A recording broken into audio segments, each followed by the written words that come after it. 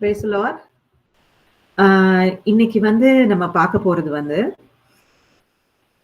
ஆம், ரோமர் 9ல இருந்து 11 வரைக்கும் 4 அதிகாரம் நம்ம பண்ணியிருக்கணும். ரோமர் 9ல இருந்து 12 வரைக்கும்.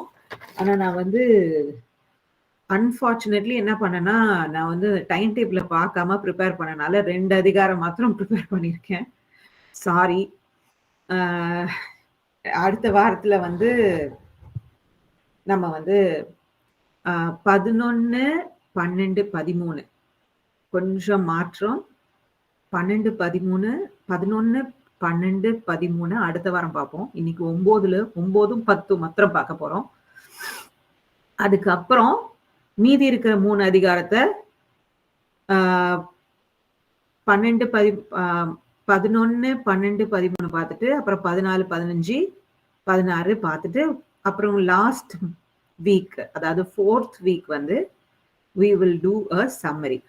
எல்லா முழுசும் 16 அதிகாரங்களையும் ஒரு சம்மரி பண்ணிட்டு ஒரு டெஸ்ட் இருக்கும். ஸோ இதுதான் நம்ம பண்ண போறோம். ஆனா வந்து போன தடவை 8 அதிகாரம் 1ல இருந்து 8 வரைக்கும் நிறைய பேர் டெஸ்ட் எழுதிங்க. ஈஸியா தானே இருந்தது. நான் பார்த்தேன், நிறைய பேர் பண்ணியிருந்தீங்க, டெஸ்ட் பண்ணியிருந்தீங்க. அதுல வந்து பேசிக்கா நம்ம படிச்சிருந்தோம்னா, பேசிக்கா நம்மளுடைய கான்செப்ட் வந்திருந்தோம்னாலே, கேட்டிருந்தாலே அதோட கான்செப்ட் நமக்கு புரியணும். வேதத்தை படிக்கும்போது புதுசா இருக்கக்கூடாது. வேதத்தை படிக்கும்போது நமக்கு புதுசா இருக்கக்கூடாது. அதுல இருந்து ஈஸியா நம்ம வந்து வேதத்தை பார்க்கும்போது அதுல உள்ள அதிசயங்களை நம்ம கற்றுக்கிறதுக்கு இது உதவியா இருக்கும். பிளஸ் மத்தவங்கள்கிட்ட போய் சொல்றதுக்கு, ஏன்னா நிறைய கடினமான சத்தியங்கள் வந்து ரோமர்ல இருக்கு. அதை போய் மத்தவங்களுக்கு நம்ம சொல்றதுக்கு வந்து நம்மளுக்கு உதவியா இருக்கும். வேத அறிவு நமக்கு ரொம்ப முக்கியம். ஏன்னா வேதத்தின் படிதான் நம்ம வாழ்க்கையை நம்ம அமைத்து கொள்ளணும். நம்ம ஒவ்வொருத்தருக்கும் இப்போ ஒரு புது கார் வாங்கணும்னா, ஒரு புது ஃப்ரிட்ஜ் வாங்கணும்னா, லைஃப்ல ஆண்டவர் வந்து அதை உபயோகப்படுத்துறதுக்கு ஒரு மேனுவல், யூசர் மேனுவல் ஒன்று கொடுத்துருப்பாங்க. புதுசா வாங்கினா, ஏன் சின்ன போன் வாங்கினா கூட ஒரு சின்ன யூசர் மேனுவல் இருக்கும். அது போல நம்ம வாழ்க்கையில எல்லா டிசிஷன் எடுக்கவும், நம்ம வாழ்க்கையில எல்லா டிசிஷனையும் நம்ம வந்து கரெக்டா எடுக்கவும், ஆண்டவர் சித்தத்தின்படி எடுக்கவும் நம்ம லைஃப்க்கு ஆண்டவர் கொடுத்தது மேனுவல் வந்து பைபிள். இதுக்கு லைஃப்ல எல்லாத்துக்கும் சொல்யூஷன்ஸ் ஆண்டவர் அவர் வார்த்தையில கொடுத்திருக்கிறாரு. வார்த்தையின் மூலமா இப்ப நான் சொல்றதை கேட்டு நீங்க வந்து நீ இதுதான் ஆண்டவருடைய சத்தியம் நினைக்க கூடாது. நம்ம என்ன பேசினாலும் the most infallible and the most accurate word from God எங்க இருந்து வரும்னா அவருடைய வார்த்தையில இருந்து தான் வரும். எந்த பாஸ்டர் பேசுறதுல இருந்தும், எந்த டீச்சிங்ல இருந்தும், எந்த மேன்மேட் ரூல்ஸ்ல இருந்தும் வராது. ஆண்டவர் எல்லார் மூலமாவும் பேசுவாரு. ஆனா எது ஃபைனல் வேர்டிக்ட்னா நம்ம இப்ப சொல்றத கூட நீங்க போயிட்டு வீட்டுல படிச்சு பார்க்கணும், இது வேதத்துக்கு ஒத்ததா இருக்கான்னு. அப்பதான் அதை நம்ப முடியும். எல்லாத்தையும் நம்ம டெஸ்ட் பண்ணி பார்த்துதான் நம்ம வந்து அதுக்கு டெஸ்ட் பண்ணி பார்க்கறதுக்கு நமக்கு வேண்டியது பைபிள். அப்பதான் ஒரு சத்தியத்தை ஒருத்தவங்க சொன்னாங்கன்னா, நமக்கு ஒரு விஷயத்த மத்தவங்க சொன்னாங்கன்னா, இது கரெக்டா தப்பா, இது ட்ரூத்தான்னு வெரிஃபை பண்ணிட்டு தான் நம்ம அதை எடுத்துக்கணும். ஏன்னா பிசாசு வந்து நல்லா தெரிஞ்சுக்கோங்க, இது வந்து நமக்கு ரொம்பவே தெரிய வேண்டியது. பிசாசு வந்து ஒரு பயங்கரமான ஒரு அழிவுக்கு நம்மளை கொண்டு போயிட்டு இருக்கான். அந்த பயங்கரமான அழிவை காட்டுனா எத்தனை பேர் அவனை ஃபாலோ பண்ணி போவீங்க? நரகத்தை அவன் காட்டினானா எத்தனை பேர் பிசாசை ஃபாலோ பண்ணி போவோம்? யாருமே போக மாட்டாங்க. அப்ப பிசாசு என்னத்தை காட்டி நம்மளை ஏமாத்த முடியும்னா டிசெப்ஷன், பொய்ய காட்டிதான் நம்மளை ஏமாத்த முடியும். ஆண்டவருடைய வார்த்தை உண்மை. பிசாசு என்ன காட்டினாலும் ஆதாமேவாள் காலத்துல இருந்து முதல் மனுஷன்ல இருந்து பிசாசு மனுஷரை எப்படி வஞ்சித்து போடுறான்னா பொய் சொல்லிதான். டிசெப்ஷன், லைஸ் கூட கிடையாது. அவன் ஃபாதர் ஆஃப் லைஸ். ஆனா டிசெப்ஷன்னா he will tell you half truth. பாதி உண்மையை சொல்லுவான், பாதியை பொய் சொல்லுவான். அப்படி சொல்லிதான் நம்ம ஏமாத்திக்கிட்டு பிசாசு இத்தனை வருடங்களா மனுஷரை வஞ்சித்து கொண்டிருக்கிறான். அந்த வஞ்சித்து போகாம நம்ம இருக்கணும், ஏமாந்து போகாம நம்ம இருக்கணும்னா நமக்கு தேவையான ஒண்ணு, நமக்கு ரொம்ப அத்தியாவசியமான ஒண்ணு, ஆண்டருடைய சத்தியம் நமக்கு நல்லா தெரிஞ்சிருக்கணும். இல்லைன்னா பாஸ்டர்ஸை யூஸ் பண்ணியே பேசுவான். ஆண்டருடைய பிள்ளைங்கள்னு சொல்றவங்கள யூஸ் பண்ணியே பேசுவான். நமக்கு ரொம்ப நம்பிக்கையானவங்க பேசுறத வச்சே நம்மள ஏமாற்றி போட்டுற முடியும். அதனால நல்லா தெரிஞ்சுக்கோங்க, நமக்கு ஆண்டருடைய சத்தியம் நல்லா தெரியுதாதான் பிசாசோட வஞ்சனைகளுக்கு நம்ம விழுந்து போகாம இருக்க முடியும். கடைசி வரைக்கும் ஆண்டவருடைய சத்தியத்துல ஆண்டவர் மேல் வைத்த விசுவாசத்துல நம்ம நிலைத்து நிற்க முடியும். இன்னைக்கு நம்ம பார்க்க போறது வந்து, நான் 2 சாப்டர் தான் ப்ரிப்பேர் பண்ணியிருக்கேனாலும் இந்த 2 சாப்டர்லயும் ஒரு ரொம்ப ஆழமான சத்தியம் இருக்கு. ரொம்ப கான்ட்ரவர்ஷியலான நான் நினைக்கிறேன் ரோமர்லயே ரொம்ப கான்ட்ரவர்ஷியல் சப்ஜெக்ட் வந்து இன்னைக்குதான் நம்ம பேச போறோம். நிறைய பேர் கேட்கிற ஒரு கேள்வி, ஒரிஜினல் சின், ஒரு குழந்தை பிறக்கும் போதே அதுக்கு எப்படி பாவம் இருக்குன்னு எப்படி ஒரு கான்ட்ரவர்ஷியலான ஒரு கேள்வியை கேட்கிறாங்களோ, அதே போல எலெக்ஷன், ஆண்டருடைய தெரிந்து கொள்ளுதல், ஆண்டருடைய முன் குறித்தலை பத்தி ஒரு கன்ஃபியூஷன் இருக்கு. அந்த கன்ஃபியூஷன் நமக்கு நல்லா தெரியலன்னா பிசாசு நமக்கு நிறைய குழப்பத்தை கொண்டு வந்துருவான். எத்தனை பேர் நீங்க விசுவாசிக்கிறீங்க ஆண்டவர் என்னை முன் குறித்தார் உலக தோற்றத்துக்கு முன்பாகவே? என்ன எல்லாரும் விசுவாசிக்கிறோம். ஆண்டவருடைய சத்தியத்தை தெரிஞ்ச ஒவ்வொருத்தரும் ஆண்டவருடைய வார்த்தையை முதல்ல வந்து ஆண்டவர் என்னை ரட்சித்தாரான்ற நிச்சயம் இருக்கிறவங்க அத்தனை பேரும் இதை கேட்டிருப்பாங்க. ஆண்டவர் என்னைய இத டெஃபினட்டா யோசித்து பார்த்திருப்பீங்க. ஆண்டவர் உலக தோற்றத்துக்கு முன்னாடியே என்ன வந்து எங்க தாயின் வயிற்றுல உருவாகிறதுக்கு முன்பாகவே ஆண்டவர் வந்து என்ன முன் குறித்தார்னு. அப்ப ஏன் ஆண்டவர் சில பேரை முன் குறிக்கிறாரு, சில பேரை வந்து எடுத்து தருகிறாரு? ஏன்னா இங்க ஒரு வசனம் இருக்கு,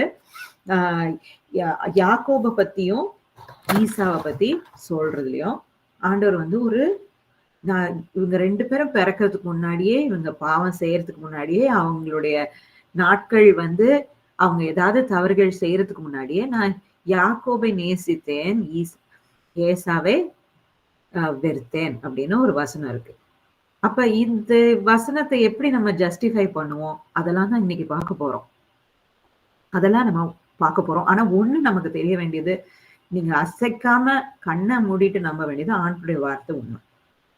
ஆண்டருடைய வார்த்தை உண்மை. இயேசு கிறிஸ்து உண்மை. அவருடைய நோக்கங்கள் நம்மளை குறித்து எப்பயுமே அவர்கிட்ட தீமையே கிடையாது. இத வந்து நம்ம ஆணித்தரமா நம்பணும். அதே போல நமக்குள்ள இருக்கிற பரிசுத்த ஆவியானவர் நம்மள சத்தியத்துக்குள்ள நடத்துறதுக்கு தான் நமக்குள்ள இருக்கிறார். அதனால இந்த காரியங்கள்ல நமக்கு எந்த முரண்பாடும் இருக்கக்கூடாது.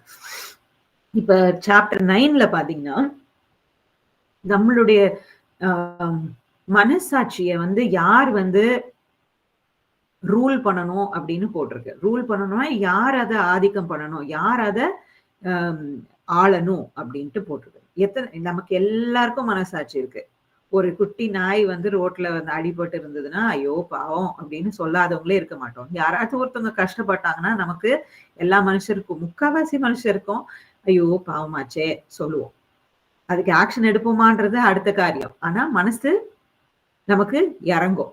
அதே போல நம்மளுடைய மனசாட்சி, அதுதான் மனசாட்சி. மனசாட்சி ரூல் பண்றது வந்து பரிசுத்த ஆவியானவர் தான் இருக்கும். ஒவ்வொரு கிறிஸ்தவனுக்கும் மனசாட்சிய ரூல் பண்றது பரிசுத்த ஆவியானவர் தான். ஏன்னா இந்த உலகத்துல வந்து நிறைய காரியங்கள் வந்து ஆண்டவருக்கு விரோதமான காரியங்களை கரெக்ட்னு சொல்லுவாங்க. ஆண்டவருக்கு பிரியமில்லாத நிறைய காரியங்களை நிறைய பேர் ரைட்டுன்னு சொல்றாங்க. அது நம்ம கரெக்டான ஜட்ஜ்மெண்ட் எடுக்கிறதுக்கு ஆண்டருடைய சித்தத்தின்படி நம்ம ஜட்ஜ்மெண்ட் எடுக்கணும்னா நம்மளுடைய மனசாட்சியை யார் ஆளுகை செய்யணும்? பரிசுத்த ஆவியானவர் ஆளுகை செய்யணும். பரிசுத்த ஆவியானவர் ஆளுகை செய்தாதான் நம்மால ஆண்டருடைய சித்தத்துக்கு கீழ்ப்படிய முடியும். பவுலோடைய அவர் சொல்றாரு, என்னுடைய மனசாட்சிய ஆளுகை செய்யறது யாரு? பரிசுத்த ஆவியானவர். அதனாலதான் எனக்கு ஆத்ம பாரம் இருக்கு. ஆண்டருடைய சித்தத்தை செய்யற பாரம் இருக்கு. ஆத்ம பாரம் ஆண்டருடைய சித்தம். ஏன்னா ஒருத்தர் ரட்சிக்கப்பட்டு ஆண்டருடைய பிள்ளையா மாறிட்டாங்கன்னா நம்ம எல்லாரும் என்ன மாறிடும்? ஆண்டவருடைய சேவகர்கள், ஆண்டவருக்கு அடிமைகளா மாறிடுறோம். நல்லா தெரிஞ்சுக்கோங்க ஒரு விஷயம். நிறைய பேர் வந்து இன்னைக்கு வரைக்கும் அடிமைத்தனத்தை எதிர்த்து போராடிட்டு இருக்காங்க. எத்தனையோ கண்ட்ரில. இந்தியால அஃப்கோர்ஸ் அடிமைத்தனத்தை பத்தி ரொம்ப நமக்கு தெரியாது. ஆனாலும் தாழ்த்தப்பட்டவர்கள், மேல் ஜாதி, கீழ் ஜாதின்னு அப்படிலாம் இருக்கு. ஆனா அடிமைத்தனம், எந்த விதமான அடிமைத்தனத்தையும் எதிர்த்து நிறைய பேர், முக்காவாசி பாத்தீங்கன்னா இந்த மாதிரி ரெவல்யூஷனரியா இருக்கிறது வந்து யாருன்னா இந்த கம்யூனிஸ்ட், ஏத்திஸ்ட் அவங்களா தான் இருக்கும். ஆனா இவங்கெல்லாம் நல்லது பண்றாங்களா அப்படின்னா நல்லதுதான் பண்றாங்க. ஏன்னா ஸ்லேவரி அப்படின்றது தப்பு, அடிமைத்தனம் என்றது தப்பு. ஆனா கிறிஸ்தவர்கள் ஒருத்தர் தான் வில்லிங்கா நம்மளே ஆசைப்பட்டு இயேசுவுக்கு அடிமையா மாறிடுறோம். ஏன்னா பவுல் வந்து நம்மளே ஆசைப்பட்டு, ஏன்னா நமக்கு நம்ம மாஸ்டர் யாருன்னு தெரியும். நம்மளுடைய மாஸ்டர் இயேசு கிறிஸ்து நமக்கு தீங்கு செய்ய மாட்டாருன்னு நமக்கு தெரியும். நமக்கு நல்லதுதான் செய்வாருன்னு தெரியும். நம்மளுடைய ஒவ்வொரு மனசாட்சியையும், நம்மளுடைய நம்ம மனதுல இருக்கிற ஒவ்வொரு எண்ணங்களையும் கண்ட்ரோல் பண்றது வந்து ஹோலி ஸ்பிரிட்டா இருக்கும், பரிசுத்த ஆவியானவர். அப்படிதான் பரிசுத்த ஆவியானவர் நம்மளை கண்ட்ரோல் பண்ணாதான் நம்மளுடைய எண்ணங்கள், நம்மளுடைய ஆசைகள் எல்லாம் பரிசுத்தமா இருக்கும். மனுஷனோ இல்ல மனுஷனுக்கு அப்பாற்பட்டு வேற எந்த காரியங்களோ இல்ல வேற மனுஷரோ நம்மளை ஆழ்கை செய்தா நம்மளுடைய எண்ணங்கள், நம்மளுடைய நடக்கைகள் அசிங்கமா, துர்மார்க்கமா, அசுத்தமா தான் இருக்கும். ஏன்னா யாருக்குமே ஆண்டருடைய நல்லா தெரிஞ்சுக்கோங்க, யாருக்குமே ஆண்டருடைய மனது தெரியாது பரிசுத்தாவியானவர் தவிர்த்து. சோ அந்த இதுலதான், அந்த நோட்ல தான் பவுல் வந்து இதை தொடங்குறாரு. அது சொல்றாரு பவுல் வந்து, எனக்கு ரொம்ப கஷ்டமா இருக்கு சார். ஏன்னா யூதர்கள் வந்து ஆண்டவருடைய பிள்ளைகள் என்று சொல்றாங்க, ஆனா யூதர்கள் ஆண்டவருடைய வார்த்தையை ஏற்றுக்கொள்ளலையே அப்படின்ட்டு. ஆனா இன்னொரு ஸ்டெப் ஏறி போய் சொல்றாரு, எவ்வளவு தூரம் நம்ம ஜனங்களுக்காக நம்ம வந்து ஜெபம் பண்ணணுமா, எவ்வளவு தூரம், விச் எக்ஸ்டென்ட் நம்ம போய் மத்தவங்களுக்கு போய் ஆண்டவருடைய வார்த்தையை சொல்லணும் அப்படின்னா நம்ம வந்து நம்மளுடைய ரட்சிப்பே இழந்து போற அளவுக்கு சொல்லணும். அந்த அளவுக்கு நம்ம போக மாட்டோம். நம்ம ஏன்னா ஒவ்வொருத்தரும் ரொம்ப செல்ஃபிஷ் தானுங்க. நம்மளுடைய ரட்சிப்பை காத்துக்கிறது தான் நமக்கு ஃபர்ஸ்ட் ப்ரையாரிட்டியா இருக்கும். அதனால நம்ம அவங்களுக்காக நம்ம வியாகுலப்பட்டு, கஷ்டப்பட்டு, டைம் ஒதுக்கி நம்ம ஜெபம் பண்ணணும். அது ஆண்டருடைய சித்தம்.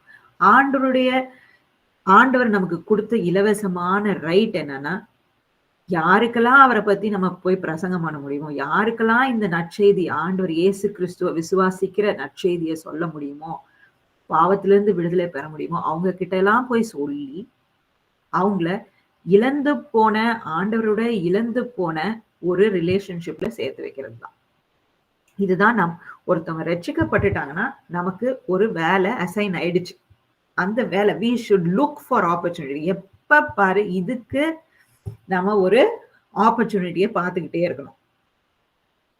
இதுக்கு ஒரு ஆப்பர்ச்சுனிட்டியை நம்ம ஒவ்வொரு நாளும் பார்த்துக்கிட்டே இருக்கணும். யாருக்கிட்ட நான் ஆண்டவரை பத்தி சொல்லணும், யாருக்கிட்ட நம்மளுடைய காசை செலவழிச்சு, நம்மளுடைய டைமை செலவழிச்சு, நம்மளுடைய ரிசோர்சஸ் செலவழிச்சு நம்ம ஆண்டவரை பத்தி, இயேசு கிறிஸ்துவ, you become an ambassador for Jesus Christ. ஏன்னா அதுதான் நம்மளுடைய ஆப்ளிகேஷன். நம்ம போன தடவையே பார்த்தோம். This is the application for knowing Jesus Christ, for becoming a child of God. அதனால நம்ம ஒவ்வொருத்தரும் என்ன பண்ணணும், ஆண்டவரை பத்தி சொல்லணும், மற்றவங்களுக்கு சொல்லணும். ஏன் வந்து ஒரு கிறிஸ்டின் வந்து எங்களோட ஃபேமிலி குரூப் ஒன்று இருக்கு எங்க ஹஸ்பண்ட் சைட்ல. அவங்க இதுல நாங்க என்ன பண்ணோம்னா, நாங்க வந்து ஒரு எங்களோட ஹஸ்பண்ட் ப்ரீச் பண்ணது, நான் ப்ரீச் பண்ணது, அப்படி இப்படிலாம் அதுல ஷேர் பண்ணுவோம். அதுல அவங்க அண்ணன் என்ன சொன்னாரு, ப்ரீச் வாட் யூ பிராக்டிஸ். அவருக்கு எங்க மேல ஏதோ கோவமா. அதனால அவர் என்ன சொன்னாரு, நீங்க வந்து பெர்ஃபெக்டா இருந்தாதான் பிரசங்கமே பண்ண முடியும், நீங்க பெர்ஃபெக்டா இல்ல அப்படின்ட்டு ஒரு மெசேஜ் போட்டார். ஆக்சுவலா எந்த மனுஷனுமே பெர்ஃபெக்ட் கிடையாது. நீங்களும் பெர்ஃபெக்ட் கிடையாது, நானும் பெர்ஃபெக்ட் கிடையாது. ஒரு நாள் நம்ம பெர்ஃபெக்ட் ஆகவும் முடியாது. ஆண்டவர் டிசையர் பண்ற அளவுக்கு நம்ம ஆண்டவர் வந்து ஆண்டருடைய ஸ்டாண்டர்டுக்கு நான் பரிசுத்தமா ஆகவே முடியாது. நான் ரட்சிக்கப்பட்டுட்டேன்னா, அந்த அண்ணா வந்து தெரியாம பேசுறாரு.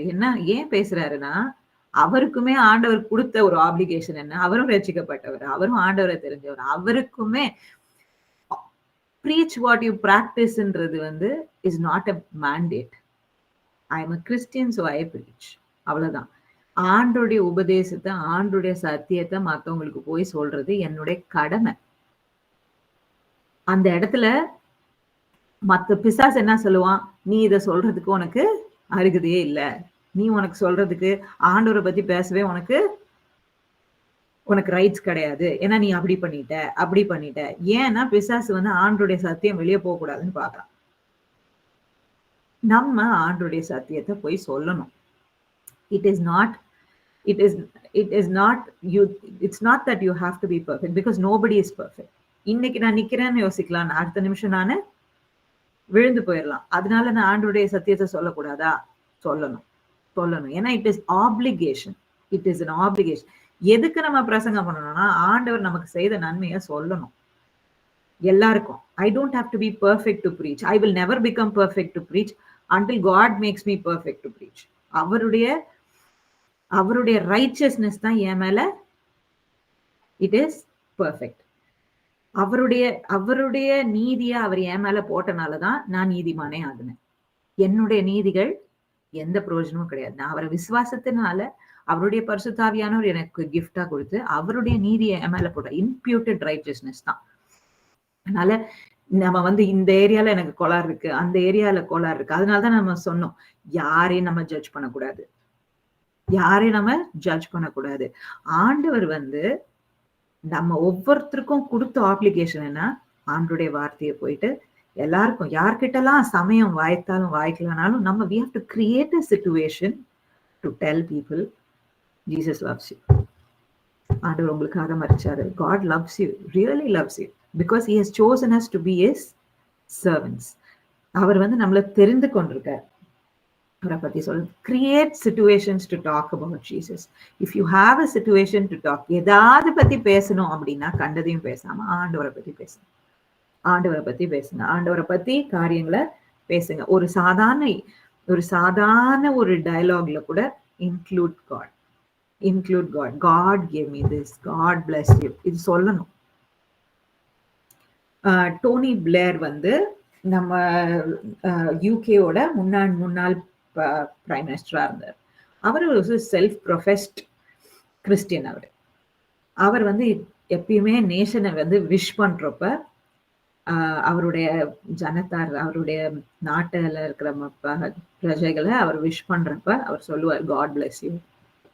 அப்ப அந்த மீடியா ஹவுஸ் வந்து ஏத்திஸ்டா இருக்க media house, what has God got to do here அப்படின்னு சொல்லி அவரை இது பண்ண. அவர் ஒரு நாள் அதை விடவே இல்லை. பிகாஸ் ஆண்டவரை எதுலலாம் நம்ம வந்து கொண்டு வரோமோ அங்கெல்லாம் ஆண்டவரை பத்தி நம்ம சொல்றோம். ஏன்னா we are walking testaments for God. ஒவ்வொருத்தரும் ஒரு நடக்கிற ஒரு நிருபமா தான் ஒரு இடத்துல இருக்கணும். அது ஆஃபீஸா இருந்தாலும் சரி, ஒரு ஸ்கூலா இருந்தாலும் சரி, ஒரு காலேஜா இருந்தாலும் சரி, இது நம்மளுடைய கடமை.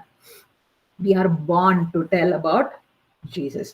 அதுக்கப்புறம் இங்க நம்ம காரியத்துக்கு வருவோம். இந்த ரெண்டு விஷயமும் வந்து இதுல வந்து ஒரு கன்ஃபியூசிங்கான விஷயம் என்னன்னா, ரோமர் 9:14 இதுதான் பைபிள்லயே ரொம்ப பயங்கரமான ஒரு வசனம். நான் யார் மேல ஆண்டவர் மோசே கிட்ட சொல்றாரு, நான் யார் மேல கிருபையா இருக்க சித்தமா இருக்கிறனோ அவங்க மேல கிருபையா இருப்பேன். யார் மேல சித்தமா இல்லையோ அவங்க மேல நான் சித்தமா இருக்க மாட்டேன். அப்ப ஆண்டவர் வந்து நீங்க கேட்கலாம், ஆண்டவர் வந்து பார்ஷியலான ஒரு காடா? அப்ப ஆண்டவர் என் மேல கிருபையா இல்லைன்னா எப்படி நான் ஆண்டவரை பத்தி தெரிஞ்சுக்கிறது? எல்லாருக்கிட்டையும் நம்ம போய் சொல்றோம். ஆனா நீங்க பார்த்திருப்பீங்க, சிலர் தான் ஆண்டவரை பத்தி தெரிஞ்சிருக்காங்க, ஆண்டவரை ஏத்துக்கிறாங்க, ஆண்டவருடைய ரட்சிப்பை பெற்றுக்கிறாங்க. ஆனா நிறைய பேர் பெற்றுக்கிறது இல்லை. அப்ப ஆண்டவரே முன்குறித்துட்டாருன்னா, அவர் வந்து ஏசாவை வெறுத்தேன்னு சொல்லிட்டு நான் வந்து யாக்கோபை சிநேகித்தேன்னு சொல்றாருன்னா ஏன் அப்படி? அப்ப ஆண்டவர் வந்து பட்சபாதம் உள்ள ஆண்டவரா? எத்தனை பேர் அதை யோசித்தீங்க அதை படிக்கும் போது? கண்டிப்பா ஆண்டவர் வந்து பட்சபாதம் உள்ளவர் அல்ல. அதுக்கு நான் ஒரு ரொம்ப ஒரு அழகான எனக்குமே அந்த கன்ஃப்யூஷன் எப்பயுமே இருந்தது. ஏன்னா, ஆண்டவர் ஏன் வந்து ஒருத்தர நேசிக்கிறாரு, ஏன் ஒருத்தர நேசிக்கலன்னு நம்ம ஆண்டவர கேள்வி கேட்கவே முடியாது. ஏன்னா, அந்த சாப்டரோட பின்னாடி சொல்லிட்டாரு. ஆண்டவர கேள்வி கேட்கிறவன் யார்? ஒரு குயவன் அவன் கையில வைத்து ஒரு பாத்திரத்த அவன் வந்து ராஜா வீட்ல ஒரு வெசல் ஆஃப் ஆனரா ராஜாவின் டேபிள்ல இருக்கிற ஒரு பாத்திரமா மாற்றலாம். அதே போல பாத்ரூம்ல இருக்க மக்காவும் மாத்தலாம். அது யாருடைய வெசல் ஆஃப் ஆனராவையும் வச்சுக்கலாம், வெசல் ஆஃப் டிஸானராவையும் வைக்கலாம். அப்ப இப்படி ஒரு குயவனுக்கு ரைட்ஸ் இருந்ததுன்னா, ஆண்டவர் என்னெல்லாம் பண்ணலாம்? ஆண்டவர நம்மளால கேள்வி கேட்க முடியுமா? ஆண்டவருடைய ஞானத்த நம்ம அறிந்து கொள்ள முடியுமா? முடியாது. அப்ப ஆண்டவர் நமக்கு யாரு அவர பற்றி தெரிந்துப்பா, யாரு அவர பத்தி அவருடைய ஞானத்த குடுக்கணும், யார ரட்சிக்கப்பட வைக்கணும்னு ஆண்டவர் முன் குறித்துட்டார். நான் உலக தோற்றத்துக்கு முன்னாடி எபேசியர் 1:4 பாத்தீங்கன்னா, ஆண்டவர் உலக தோற்றத்துக்கு முன்பாகவே நம்மள தெரிந்து கொள்கிறார். அதே போல சாம்ஸ்ல போட்டிருக்கு, சங்கீதத்துல போட்டிருக்கு, நம்ம உருவாகிறதுக்கு முன்பாகவே ஆண்டவர் நம்ம கண்களை கண்டதாம். அப்ப அப்படி இருக்கும்போது உலக தோற்றத்துக்கு முன்பாகவே ஆண்டவர் வந்து யார முன்குறித்தாரோ அவங்களதான் அழைத்துக் கொள்வாராம். இப்படி வசனம் இருக்கும் போது நம்ம ஆண்டவர் எப்படி ஒருத்தன் வந்து ரட்சிக்கப்படலைன்னு அவனை வந்து நரகத்துக்கு அனுப்ப முடியும்? எப்படி நரகத்துக்கு அனுப்ப முடியும்? இந்த கேள்வி நம்ம ஒவ்வொருத்தருக்கும் இருக்கணும். ஏன்னா ஆண்டவர் வந்து ஒருத்தர் ஏன் வந்து அதே போல வசனம் இன்னொரு வசனம் என்ன சொல்லுதுன்னா, ஆண்டவர் எல்லாரும் ரட்சிக்கப்படணும் அப்படின்னு ஆசைப்பட்டாருன்னு வசனம் இருக்கு. 1 தீமோத்தி 2:4 பாத்தீங்கன்னா, எல்லா மனுஷரும் ரட்சிக்கப்படவும் சத்தியத்தை அறிகிற அறிவை அடையவும் அவர் சித்தமுள்ளவராய் இருக்கிறார் அப்படின்னு ஒரு வசனம் இருக்கு. தமக்கு முன்பாகவே நாம் அன்பில் இந்த வசனம் பாருங்க, தமக்கு முன்பாகவே எபேசியர் 1:4 தமக்கு முன்பாகவே நாம் அன்பில் பரிசுத்தம் உள்ளவர்களாகவும் குற்றமில்லாதவர்களாகவும் இருப்பதற்கு அவர் உலக தோற்றத்துக்கு முன்பாகவே கிறிஸ்துவுக்குள் நம்மை தெரிந்து கொண்டிருக்கிறாரே அப்படின்னு வசனம் இருக்கு. இப்ப இது வந்து ரொம்ப எல்லாரும் ரட்சிக்கப்படணும்னு ஆண்டவர் ஆசைப்படுறாரு. ஆனா சிலரை தெரிந்தெடுக்கிறாரு. எல்லாருக்கும் நீங்க யோசித்து பாருங்க. எங்க கிளாஸ்ல எல்லாம் நான் வந்து படிக்கிறப்ப கிட்டத்தட்ட நிறைய பேர் இருந்தாங்க. அதுல வந்து நிறைய பசங்க எனக்கு தெரிஞ்சே ரொம்ப நல்ல பசங்க. என்னை விட ரொம்ப நல்ல பசங்க. ஆனா அத்தனை பேர்லயும் இல்லாம ஆண்டவர் ஏன் கண்களை திறந்தாரு, ஏன் என்னைய ரட்சித்தாரு. இதுக்கு நான் ஏதாவது நல்லது செய்தனா? இல்ல. ஆண்டவர் உலக தோற்றத்துக்கு முன்னாடியே அவர் தெரிந்து கொண்டிருக்கிறார். இப்ப நம்ம இதை நல்லா புரிஞ்சுக்கணும். இதை புரியறதுக்காக நான் ஒரு ஒரு அனாலஜி சொல்ல போறேன். என்னன்னா, ஒரு பாத்திரம் இருக்குன்னு வச்சுக்கோங்க. ஆண்டவருடைய சாவரனிட்டி அப்படின்னு ஒண்ணு இருக்கு. ஆண்டவருடைய சாவரனிட்டினா ஆண்டவர் எல்லாம் வல்லவர். Is an omnipotent God. ஆண்டவரால எல்லாத்தையும் செய்ய முடியுமா, செய்ய முடியாதா? எல்லாம் செய்ய முடியும். அவர் என்ன நினைச்சாரோ அவர் அதை நிறைவேற்ற முடியும். ஏன்னா நம்ம ஆண்டவரை கேள்வி கேட்க முடியாது. ஆண்டவர் ஏன் செய்யறாரு, எதுக்கு செய்யறாருன்னு நம்ம ஒரு மனுஷனும் ஆண்டவரை கேட்க முடியாது. அது வந்து ஒரு பிரசிடென்டா இருந்தாலும் சரி, ஒரு ஏழையா இருந்தாலும் சரி, யாரும் கேட்க முடியாது. ஏன்னா நம்ம யோபுல பாக்குறோம், யோபு வந்து 1008 கேள்வி ஆண்டவர்கிட்ட கேட்கிறாரு. நிறைய பேர் சொல்லுவாங்க யோபு ஆண்டவர்கிட்ட கேள்வி கேட்கலன்னு. ஆனா யோபு புத்தகத்தை நல்லா படிச்சு பாத்தீங்கன்னா புலம்பி தள்ளி ஆண்டவர்கிட்ட இஷ்டத்துக்கு ஆண்டவர் என்ன பண்றாரு, கேள்வி கேட்கிறாரு. யோபு கேள்வி கேட்கிறாரு. அவருடைய கேள்வி ஆதங்கத்தை ஆண்டவர்கிட்ட வெளிப்படுத்துறாரு. எல்லாம் அவர் பேசி முடிச்சோன்னா ஆண்டவர் ஒரே ஒரு வாசனம் சொல்றாரு, உனக்கு நான் சொல்றதுக்கு உனக்கு எந்த ரைட்டும் கிடையாது. நான் என்ன செய்வேனோ அதை தான் நான் செய்வேன். அவருடைய கை கிரியைக்கு அவர் என்ன வேணா செய்யலாம். அதுதான் உண்மை. அவருடைய கையின் கிரியைகள் நம்ம யோவான் 6:44 யாரை பிதா இழுத்துக்கிறவரோ அவங்களுக்கு தான் unless God draws us close no one can come to Christ னு வசனம் இருக்கு. யாரு பிதா கிறிஸ்துவ கிட்ட இழுத்துக்கிறாரோ அவங்களுக்கு தான் அவரை பத்தி தெரியுமா? அப்ப எப்படி நம்ம கிட்ட அவர் வந்து நீ ரட்சிக்கப்படலையேன்னு சொல்ல முடியும் என்ற கேள்விக்கு நான் இன்னைக்கு ஆன்சர் சொல்ல போறேன். இது நிறைய பேர் நம்மகிட்ட கேட்பாங்க. என் கூட நிறைய பேரு உண்மையா ஆண்டவரை தேடுறேன்னு ஸ்டார்ட் பண்ணவங்க கூட இன்னைக்கு அவங்க கிறிஸ்டியன்ஸா இல்ல. அது வந்து ரொம்ப ஒரு பயங்கரமான ஒரு காரியம். அப்ப இன்னும் ஆண்டவர் என்ன நிலைத்து அவருடைய அன்புல நிற்கிறாருன்னா, கம்ப்ளீட்டா அவருடைய கிருபை மாத்திரம்தான். இத பத்தி நான் வந்து இன்னைக்கு ஆண்டவருடைய பிள்ளையா இருக்கிறேன்னு சொல்லி நான் பெருமைப்படுறதுக்கு எந்த எந்த ரைட்டும் எந்த மனுஷனுக்கும் இல்ல. ஆண்டவர் இன்னைக்கு நான் என்ன வந்து அவருடைய பிள்ளையா என்னை ரட்சித்து அழிவிலிருந்து காப்பாற்றி அவருடைய அன்புக்குள்ள வைத்திருக்கிறாருன்னு சொல்லி பெருமைப்படுறதுக்கு எந்த மனுஷனுக்கும் எந்த ரைட்டும் இல்ல. எந்த டைம்லயும். கடைசி மூச்சு வரைக்கும் நமக்கு இல்ல. ஏன்னா அவருடைய கிருபை, தயவு. அப்ப நம்ம எவ்வளவு ஜாக்கிரதையா இருக்கணும். நமக்கு கொடுத்த ஒரு ஒரு கண்ணாடி மாதிரி நம்மளுடைய ஒரு கண்ணாடி மாதிரி தான் நம்மளுடைய ரட்சிப்பு. அதை இழந்து போறதுக்கு ஒவ்வொரு நிமிஷமும் நமக்கு சான்ஸ் இருக்கு. ஆண்டுடைய இரக்கத்துக்காக நம்ம கெஞ்சிக்கிட்டே இருக்க வேண்டியது நம்மளுடைய ஒவ்வொருத்தருடைய பொறுப்பு. யார் மேல அவர் கிருபையா இருப்பாரோ அவர் மேல கிருபையா இருப்பார். ஆண்டுடைய இரக்கத்துக்காக நம்ம அனுதினமும் கெஞ்சணும். ஏன்னா ஆண்டவர் என்ன நினைக்கிறாரோ ஆண்டுடைய பயங்கரத்தை சொல்ற ஒரு காரியம் இது. நான் இன்னைக்கு ஒரு ரொம்ப நல்ல ஒரு அனாலஜி நான் படிச்சேன். அதை நான் உங்கள்கிட்ட சொல்ல போறேன். என்னன்னா ஒரு சட்டி இருக்குன்னு வச்சுக்கோங்க. ஒரு கிளாஸ் பாட்டில் இருக்குன்னு வச்சுக்கோங்க. ஒரு கிளாஸ் ஒரு கண்ணாடி பாத்திரம் இருக்கு. அதுக்குள்ள ஒரு எறும்ப பிடிச்சு நம்ம போட்டுறோம். எறும்ப பிடிச்சு நம்ம அந்த கண்ணாடி பாத்திரத்துக்குள்ள போட்டுறோம். அதுதான் ஆண்டவர். அதுதான் ஆண்டவர். அந்த எறும்ப என்ன வேணாலும் நம்மளால பண்ண முடியுமா? யோசித்து பாருங்க. அந்த எறும்பு நசுக்கி போட முடியுமா? போட முடியும். அந்த எறும்ப வந்து வெளியில விட முடியுமா? முடியும். அந்த எறும்ப உள்ளே இருக்க வைக்க முடியுமா? முடியும். அந்த எறும்புக்கு சாப்பாடு கொடுக்க முடியுமா? முடியும். அந்த எறும்புக்கு வேண்டியதெல்லாம் நம்ம வந்து கொடுக்க முடியுமா? முடியும். அந்த எறும்புக்கு இன்னொரு ஃப்ரெண்ட் எடுத்து உள்ள விட முடியுமா? முடியும். அதுதான் ஆண்டவர். அதுதான் ஆண்டவர். God is all powerful. God is all powerful.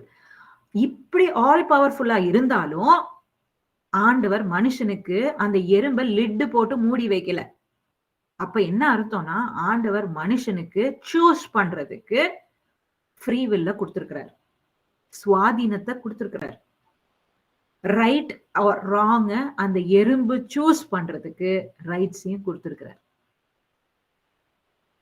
அந்த எறும்பு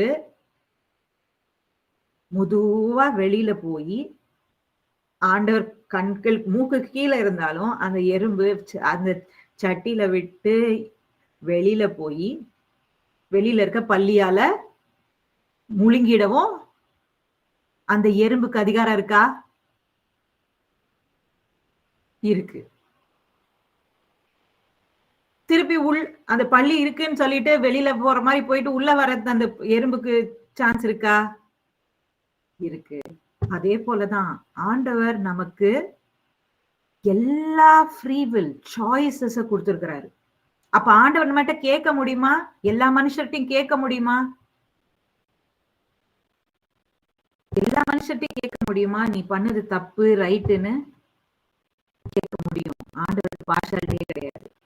எல்லாரோட சிச்சுவேஷன்ஸையும் ஆர்கெஸ்ட்ரேட் பண்றது ஆண்டவர் தான். ஆண்டவர் நல்லதுன்னு சொல்லிட்டு அவருடைய பிள்ளைகளுக்கு எல்லாவற்றையும் ஆர்கெஸ்ட்ரேட் பண்ணி கொடுக்கிறாரு. நம்மள சில சூழ்நிலைகளுக்குள்ள போறாரு. இந்த சூழ்நிலைக்குள்ள இந்த புள்ள போனா என்ன தெரிஞ்சுப்பா அப்படின்னு போடுறதுதான் ஆண்டவர். ஒரு ஆபத்துல இருந்து இந்த பிள்ளைய காப்பாத்துறதுக்கு இந்த சூழ்நிலைக்குள்ள நான் போடுறேன். நம்ம ஒண்ணு மாத்திரம் நம்ம கிளியரா இருக்கலாம். அவருடைய கையின் கிரிய. அதனால அவரு நமக்கு தீங்கு செய்ய மாட்டார். அவரை நேசிக்கிறவங்களுக்கு தீங்கு செய்ய மாட்டார். அவரை கீழ்ப்படுகிறவங்களுக்கு தீங்கு செய்ய மாட்டாரு. அது மாத்திரம் கிளியரா இருக்கலாம். ஆனா கடைசி நாள்ல கண்டிப்பா கேட்பாரு, நான் இந்த சூழ்நிலையை உனக்கு ஏற்படுத்தி கொடுத்தனே, சத்தியம் உனக்கு வந்து கேட்கறதுக்கு உன் செவிகளை திறந்தனே, நீ என்ன ரிஜெக்ட் பண்ணிட்ட. So God is sovereign. At the same time, he has given us free will. ஆண்டவர் எல்லாம் வல்லவர், எல்லாம் அவரால செய்ய முடியும். அதே சமயத்துல நமக்கு சுவாதீனத்தையும் கொடுத்திருக்கிறார். The will to choose right and wrong ஒவ்வொரு மனுஷனுக்கும் கொடுத்திருக்கிறார். நம்ம ரோபோட்டா ஆண்டவர் கிரியேட் பண்ணல. ஒரு ரோபோட்டை கிரியேட் பண்ணியிருந்தாருன்னு வச்சுக்கோங்களேன், முழு இதயத்துல இருந்து அந்த ரோபோட் வந்து ஆண்டவரை துதிக்காது, ஆண்டவருக்கு நன்றி செலுத்த முடியாது. அதனால நம்மளையும் உங்களையும் என்னையும் கட்டாயப்படுத்தி ஆண்டவரை சூஸ் பண்ண வைக்கிறது ஆண்டோடைய சித்தம் இல்லை. நமக்கு ஒரு பாதுகாப்ப கொடுத்திருக்கிறாரு, அதுதான் ரட்சிப்பு. ஒரு எறும்பை எப்படி வந்து உள்ள போட்டு வைத்திருக்கிறாரோ, வெளியில பள்ளி இருக்குன்னு, அது போல நம்மள உள்ள வைத்திருக்கிறாரு. உள்ள இருக்கிறதும் இல்லாததும் யார் கையில இருக்கு? நம்ம கையில தான் இருக்கு. அந்த எறும்பை நசுக்கி அந்த இதுக்குள்ளேயே நசுக்கி அவரால போட முடியுமா? போட முடியும். அந்த எறும்பை தப்பிச்சு போக விட்டு பள்ளிய சாப்பிட வைக்க முடியுமா? முடியும். அந்த எறும்புக்கு சாப்பாடு கொடுக்க முடியுமா? அவரால முடியும். எல்லாமே அவரால முடியும். சோ மனுஷன் வந்து நீங்களும் நானும் நம்ம வந்து தெரிஞ்சு கொள்ள வேண்டியது வந்து நம்மளுடைய நிலைமையை முதல்ல அறிந்து கொள்ளணும். மனுஷன் என்னென்னமோ பேசுறான், நானும் சேர்த்துதான் சொல்றேன். என்னென்னமோ பேசுறோம், அவங்க என்னை எப்படி பண்ணிட்டாங்க, அப்படி பண்ணிட்டாங்க. நம்மளுடைய நிலைமைய நம்ம நினைச்சா, ஆண்டவர் பார்வையில நம்ம எப்படி இருக்கிறோன்றத நினைச்சா நம்ம பெருமைப்படுவோமா? பெருமைப்படவே மேன்மைப்படவே நமக்கு அதிகாரம் கிடையாது. ஒரு மனுஷனுக்கும் கிடையாது, உங்களுக்கும் கிடையாது, எனக்கும் கிடையாது, யாருக்குமே. ஏன்னா ஒவ்வொரு நாளும் ஒவ்வொரு மூச்சும் God's grace, God's divine grace, because God is all sovereign. At the same time he has given us free will. இத வந்து நம்ம நல்லா தெரிஞ்சுக்கணும். ஆனால் ஆண்டவர் வந்து யாரக்கிட்ட இழுத்துக்கிறாரோ, சத்தியத்தை போய் சொல்றது நம்மளுடைய கடமை. யார அவர் இழுத்துக்கிறாரோ அவருடைய சித்தம், அவருடைய சித்தம். இத நம்ம கேட்கறதுக்கு எந்த அதிகாரம் இல்லை. அவருடைய சொந்த பிள்ளைகள் ஆகிய யூதர்களை அவர் இழுத்து கொள்ளல. அதுல சிலரை தான் ஆண்டவர் தெரிந்து கொண்டார். அவருடைய ஆபிரகாமின் சந்ததின்னு அவங்க சொல்லிக்கிறாங்க. யாரெல்லாம் ஆண்டவருடைய வார்த்தை என்ன சொல்லுதுன்னா, யாரெல்லாம் இயேசு கிறிஸ்துவ விசுவாசிக்கிறாங்களோ அவங்க மாத்திரம்தான் ஆபிரகாமின் சந்ததி, விசுவாசத்தின் சந்ததி. அவங்கதான் body of Christ. Body of Christ ஆண்டருடைய சரீரமாகிய சபையா இருக்கிறாங்க. ஆண்டருடைய ஏன் வந்து ஆண்டவர் வந்து இந்த 9:10 ஒரு கிளியரா ஒண்ணு சொல்றாரு. ஏன் வந்து யூதர்களை வந்து ஆண்டவர் ரிஜெக்ட் பண்ணாரு அப்படின்ட்டு 3 காரியங்களை சொல்றாரு. 4 காரியங்கள், ஆக்சுவலா 4 காரியங்களை ரிஜெக்ட், 3 காரியங்களை சொல்றாரு. ஒண்ணு வந்து நம்மளை தெரிந்து கொள்ள அப்படின்றது இங்க இருக்கிற வாதம். இது வந்து 10ஆம் அதிகாரத்துல இருக்கு. முதல்ல வந்து யூதர்கள் வந்து அவர்கள் இயேசு கிறிஸ்துவ நேரடியா பார்த்தாங்க, அவர் செய்யற அற்புதத்தை நேரடியா பார்த்தாங்க. அப்ப கூட ஆண்டவரை விசுவாசிக்கல. ஆண்டவர் சொல்றாரு, சோதமும் குமாராவும் என்ன வந்து நான் செய்யற அதிசயங்களை நான் போய் அங்க செய்திருந்தேன்னா எத்தனையோ பேர் என்ன அறிந்திருப்பாங்க, கண்களால பார்த்தாங்க. இப்ப இதுல வந்து நம்ம தெரிஞ்சு கொள்ளப்பட்ட பாடம் என்னன்னா, இவ்வளோ சத்தியத்தை கேட்டு, இவ்வளோ சத்தியத்தை சர்ச்லயே உட்காந்து கேட்டு நம்ம ஆண்டவரை மறுதளிச்சுட்டு ஒரு கஷ்டம் வந்து ஆண்டவரை விட்டு ஓடி போயிட்டோம்னா ஆண்டவர் எப்படி ஜட்ஜ் பண்ணுவாருன்னு நம்ம பாத்துக்கணும். யூதர்களை பத்தி யோசிக்காதீங்க. யூதர்கள் எல்லாத்தையும் பார்த்து ஆண்டவருடைய சத்தியத்தை கேட்டு ஆண்டவரை விட்டு விலகினாலதான் அவங்கள ஆண்டவர் இன்னைக்கு வரைக்கும் ரிஜெக்ஷன் லிஸ்ட்ல வச்சிருக்கிறாரு. அதே போல யாருக்கு ரொம்ப அக்கௌண்டபிள், சத்தியத்தை அறிஞ்சவங்களுக்கு, சத்தியத்தை தெரிஞ்சவங்களுக்கு, பாஸ்டர் பசங்கன்னு சொல்றவங்களுக்கு தான் ரொம்ப ஆக்கினேன், பாஸ்டர்ஸ்க்கு தான் ரொம்ப ஆக்கினேன். யாரெல்லாம் வந்து ஆண்டவருடைய பிள்ளைகள் என்று ப்ரொஃபஸ் பண்றாங்களோ அவங்க கிட்ட எதிர்பார்ப்பு ஜாஸ்தி இருக்கும். அதே போலதான் யூதர்கள், அவருக்கு கரெக்டான வழியா வர்ஷிப்ப ஆண்டவர் மோசையின் மூலமா கொடுத்தாரு. ஆண்டவரே வந்து அவங்க மத்தியில ஊழியம் செய்தாரு, பேசினாரு. அப்ப கூட அவங்க கண்கள் மறைக்கப்பட்டது. அதனால அவங்களுக்கு அக்கௌண்டபிலிட்டி ஜாஸ்தி. அடுத்தது அடுத்தது என்னன்னா, காட்ஸ் நம் நம்ம ஆண்டவர் தெரிந்து கொள்றதுக்காக, நம்ம ஆண்டவர் அவங்க ரிஜெக்ட் பண்ணாதான் சத்தியம் வெளியில போகும். சத்தியம் வெளியில போகும். ஏன்னா அவங்க ரட்சிக்கப்பட்டாங்கன்னா ஆண்டவரை பத்தி மத்தவங்ககிட்ட சொல்லுவாங்களான்னு தெரியாது. இது எங்களுக்குரிய ஒரு ரட்சிப்புன்னு சொல்லி யூதர்கள் வைத்துப்பாங்க. யூதர்கள் அதையே வைத்துப்பாங்க. இது வந்து நமக்கு போய் சுவிசேஷம் வந்து பரவணுன்றதுக்காக அவங்கள இன்னும் வெயிட்டிங் லிஸ்ட்ல ஆண்டவர் வைத்திருக்கிறாரு. இன்னொன்னு ரெண்டு விதமான மக்களை ஆண்டவர் தெரிந்திருக்கிறார். ஒன்னு வெசல் ஆஃப் க்ளோரி, இன்னொன்னு வெசல் ஆஃப் டிசானர். ஆண்டவர் இந்த மகிமையின் பாத்திரங்கள், கனவீன பாத்திரங்கள், இது ரெண்டும் ஆண்டவர் வைத்திருக்கிறார். இதுல கனவீன பாத்திரங்களுக்கு கிடைக்காத மேன்மைய, வீக்னஸ் உள்ள ரொம்ப ஒண்ணுமே இல்லாத பாத்திரங்களாகிய வெசல் ஆஃப் ஆனருக்கு ஆண்டவர் கொடுத்திருக்கிறார். மேன்மையின் பாத்திரங்களுக்கு ஆண்டவர் கொடுத்திருக்கிறாருன்றதை காட்டுறதுக்கு. இத பார்த்து என்னடா, எந்த ஜனங்களை ஆண்டவர் வெறுத்தாரோ அந்த ஜனங்களை ஆண்டவர் ஏற்றுக்கொண்டார். நீங்களும் நானும் ஒரு காலத்துல ஆண்டவரை தெரியாம இருந்தோம். நம்ம வந்து ஆபிரகாமின் சந்ததியில பறக்கல, ஆண்டவரை தெரியாம இருந்தோம்.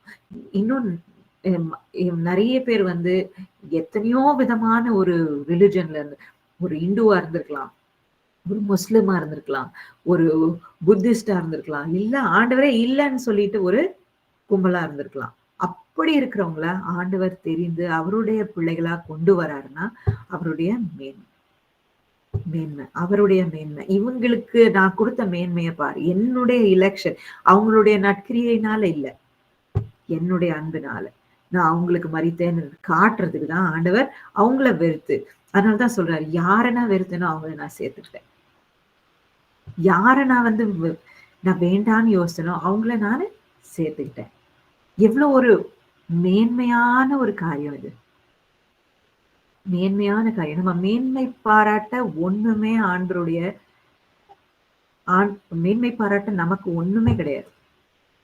ஆண்டோடைய இரக்கம், ஆண்டோடைய கிருபைனாலதான் நம்ம ரட்சிக்கப்பட்டிருக்கோம். இன்னைக்கு நிலைத்து நிற்கிறோம். இன்னைக்கும் நம்ம வந்து மேன்மைப்படுத்த முடியாது. அபிஷேகத்தை குறித்தும் எதை குறித்தும் நம்ம மேன்மைப்படுத்த முடியாது. ஓட்டத்தை தொடங்கினவங்க நிறைய பேர் இல்லை. இது சொல்லும் போது நான் ஒரு வசனம் சொல்றேன். ஒண்ணு வந்து 1 யோவான் 2:9. இது வந்து பைபிள்ல கொஞ்சம் ஆண்டவர்கிட்ட போயிட்டு இவங்க எல்லாம் ஏன் நிலைத்து நிற்கல அப்போ கேக்குறாங்க. நிறைய பேர் நம்மள வந்து ஆண்டவரை பின் தொடர்ந்து நிறைய பேர் வராங்க. ஆனா கடைசியில பார்த்தா அந்த 12 பேர் தான் இருக்காங்க. நிறைய பேரு ஆண்டவரை விட்டுட்டு போயிடுறாங்க. அப்ப ஆண்டவர் என்ன சொல்றாரு, அவங்க நம்ம கூட இல்லைன்னா முதல்ல அவங்க they don't belong to us. அவங்க நமக்குரியவர்களே இல்லை. அப்ப நிறைய பேர் ஆண்டவரை இன்னைக்கு கூட சர்ச்சுக்கு வரலாம். முதல்ல சர்ச் ஆரம்பிச்ச முன்னாடி சர்ச்சுக்கு வரலாம்.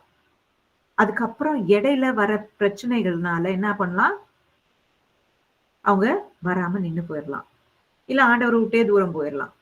யார் ஆண்டவருடைய பிள்ளைகளோ அவங்கள கடைசி வரைக்கும் பாதுகாக்கிறது ஆண்டவர். யாரு கடைசி வரைக்கும் நிலைத்து நிற்கிறாங்களோ அவங்கதான் ரட்சிக்கப்படுவாங்க. அவர்கள் அவருடையவர்களாக இருந்தா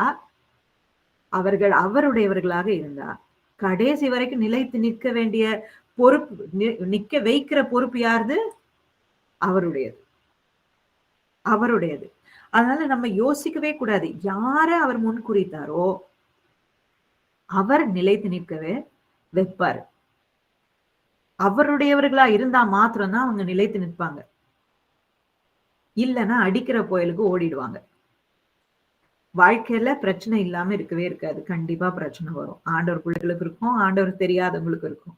ஆனா அவங்க சத்தியத்துல நிலைத்து நிற்கிறது அவருடைய கிருபையினாலதான். இது வந்து விசுவாசிக்கிறவரை எவனுக்கும் நீதி உண்டாயிருக்கிறது. கிறிஸ்து நியாயப்பிரமாணத்தின் முடிவானார். இந்த கிறிஸ்து தான் நியாயப்பிரமாணத்தின் முடிவு. இதுவே யூதர்களுக்கு பிரச்சனையா போயிடுச்சு.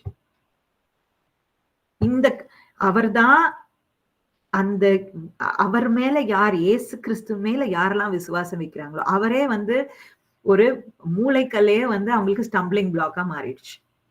அவங்க எடறதுக்கு ஒரு வழியா போயிடுச்சு. ஏன்னா இயேசு கிறிஸ்துவ விசுவாசிக்கல. ஏன்னா அவங்களுடைய சொந்த எஃபர்ட்ல அவங்க கடவுள தேடணும். நான் இப்படி வந்து ஆண்டவர தேடணும், அப்படி வந்து ஆண்டவர தேடணும் அப்படின்னு நெனச்சுக்கிட்டாங்க. அவங்க செய்யற கிரியையினால.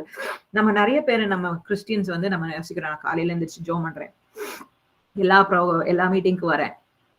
இதெல்லாம் நல்லது. அதனால இதெல்லாம் நம்மள ரட்சிக்கிறது கிடையாது. ஆண்டவருக்காக என்ன தியாகம் செய்தாலும், அதுக்கோட பலன நமக்கு ஆண்டவர் கொடுப்பாரு. ஆனா நம்ம செய்யற கிரியையினால ஒரு நாளும் நம்மளுடைய ரட்சிப்ப நம்ம நிலைத்து நிற்க வைக்க முடியாது. நல்லா தெரிஞ்சுக்கணும். நம்மள கிரியையில வைத்து மேன்மை பாராட்டுறவங்க நெறைய பேர் சொல்லுவாங்க, நான் இத்தனை மணிக்கணக்கா ஜெபம் பண்ணேன், இத்தனை பண்ணேன், அத்தனை பண்ணேன். ஆண்டவருக்காக நீங்க என்ன பண்ணாலும் நல்லதுதான். பண்ணணும். ஆனா நீங்க பண்ற எந்த காரியத்துக்காகவும் ஆண்டவர் நம்மள தெரிஞ்சுக்கிறது கிடையாது. நம்ம நெறைய நேரம் ஜெபம் பண்ணிட்டு பெருமை பாராட்டிட்டோம்னா, அதுக்கு யூஸ் எதுவுமே இல்லாம போயிரும். தாழ்மையா இருக்கிற ஒருத்தர் மேல ஆண்டவர் கிருபையா இருந்துட்டு போயிருவாரு. கிருபையா இருந்துட்டு போயிருவாரு. அதனால நம்மளுடைய கிரியையினால எதையுமே ஆண்டவர்கிட்ட சம்பாரிக்க முடியாது. இத வந்து நம்ம நல்லாவே தெரிஞ்சுக்கணும். என்னன்னா நம்ம நெறைய பேர் சொல்லுவாங்க, வெள்ள சாரி கட்டுறேன் நானு. நான் வந்து நகை போடல, அது பண்ணல. இதெல்லாம் மேன் மேட் ரூல்ஸ். இதெல்லாம் யூதர்கள் மாரி. நான் போர்க் சாப்பிடல, நான் பீஃப் சாப்பிடல, நான் வந்து அசுத்தமான காரியங்கள சாப்பிடல, நான் வந்து புளிப்பில்லாத இத சாப்பிட்டேன், வெள்ளை சட்டை போட்டுக்கிட்டேன், தலையில கவர் பண்ணிக்கிட்டேன். இதெல்லாம் வந்து ஆண்டுடைய வார்த்தைக்கு கீழ்ப்படிவது நல்லது. ஆனா இதெல்லாம் நம்மள ரட்சிக்க முடியாது. ஒவ்வொரு நாளும் நம்ம ஆண்டவருடைய இரக்கத்துக்காக கெஞ்சணும். ஆண்டவர் நம்ம மேல கிருபையா இருக்க, அவரை நம்ம பரிசுத்த ஆவியானவர் எப்படி நம்மளை ஏவுகிறாரோ, அவருக்கு கீழ்ப்படிந்து சரண்டர் பண்றதுதான் ஒரே வழி. ஏன்னா நான் தான் சொன்னேன், எறும்பு பத்தி சொன்னேன். ஒரு ஆண்டவர் காட் இஸ் ஆல் சாவரன். ஆண்டுடைய சாவரனிட்டியும் எல்லாம் செய்ய வல்லவர். ஆண்டுடைய சர்வ அதிகாரத்தையும் நம்ம கேள்வி கேட்க முடியாது. ஆண்டவர் நமக்கு கொடுத்த சாய்ஸையும் நம்ம கேள்வி கேட்க முடியாது. ஒரு ஒரு எறும்ப லேட்டா வந்தவங்களுக்காக நான் சொல்றேன். ஒரு எறும்ப ஆண்டவர் ஒரு கிளாஸ் பாட்டில்ல எப்படி போட்டு வைத்திருக்கிறாரோ, அது போல நம்ம ஒரு கிளாஸ் பாட்டில் எடுத்து நம்ம ஒரு எறும்பை எடுத்து அந்த பாட்டிலுக்குள்ள விட்டுறோம்னு வச்சுக்கோங்க. பாட்டிலுக்குள்ள வச்சுட்டோம்னா, அந்த எறும்புக்கு நம்ம சாப்பாடு போட முடியுமா? போட முடியும். அதை மூடாம வச்சோம்னா அந்த எறும்பு வெளியில வர முடியுமா? வெளியில வர முடியும். அந்த எறும்பு உள்ளேயே ஓடிக்கிட்டே இருக்க முடியுமா? ஓடிட்டு இருக்கும். உள்ளேயே சந்தோஷமா இருக்க முடியுமா? முடியும். ஆண்டவரால அந்த எறும்பை தூக்கி வெளியில போட்டுட்டா இல்ல கையில நசுக்கி போட முடியுமா?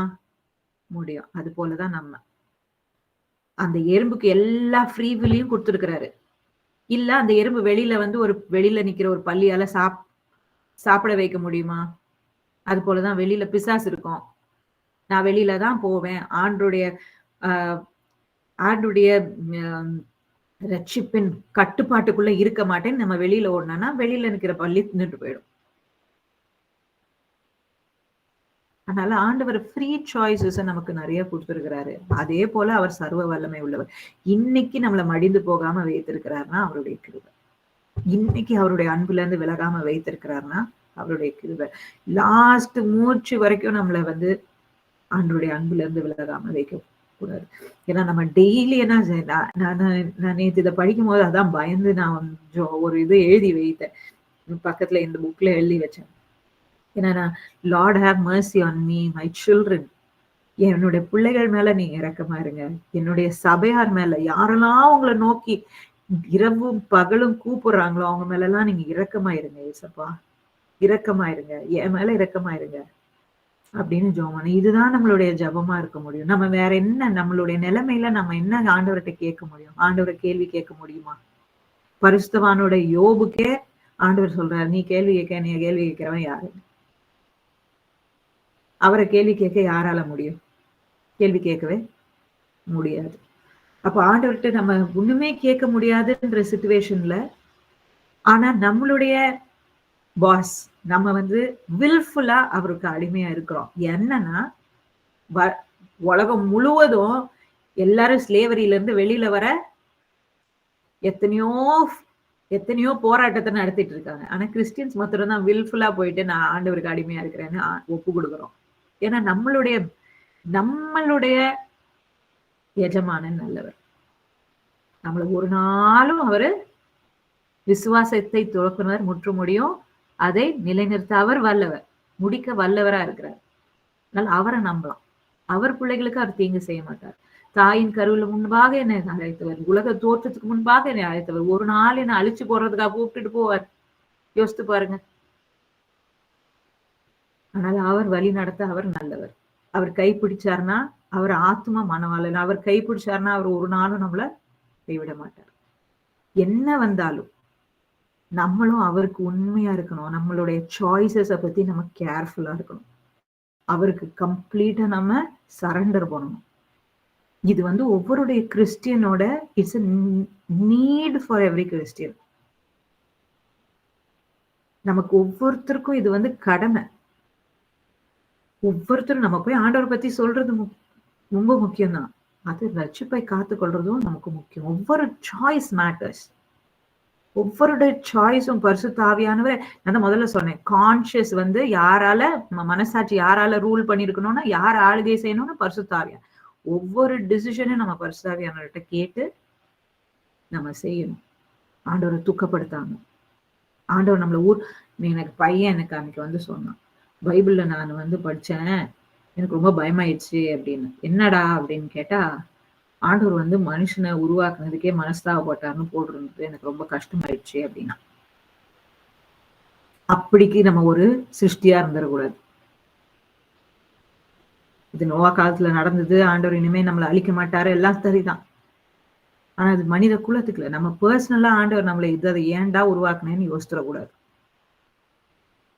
எத்தனை பேரு வந்து இதுக்கு பயபக்தியா இதுக்கு நம்ம வந்து பயப்படணும்ன்ற யோசிக்கிறோங்க.